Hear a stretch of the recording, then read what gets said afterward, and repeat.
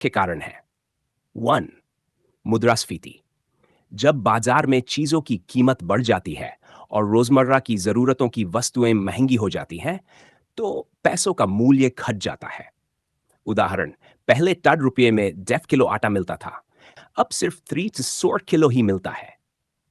2. पैसों की छपाई, मनी सप्लाई। जब सरकार या आरबीआई जरूरत से ज्यादा नोट छाप देती है, तो बाजार में पैसे की मात्रा बढ़ जाती है, लेकिन सामान उतना ही रहता है। इसका असर यह होता है कि माल कम और पैसा ज्यादा, पैसा सस्ता हो जाता है। 3. आयात निर्यात और डॉलर का दबाव।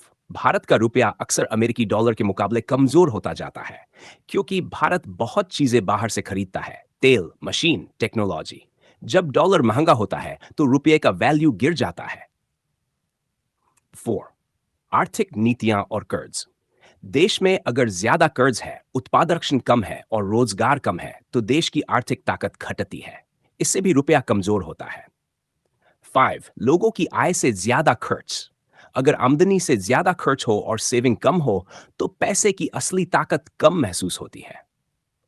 आसान भाषा में, चीजें महंगी, डॉलर मजबूत, प्लस नोटों की छपाई ज्यादा, प्लस उत्पादन कम, पैसों की वैल्यू कम।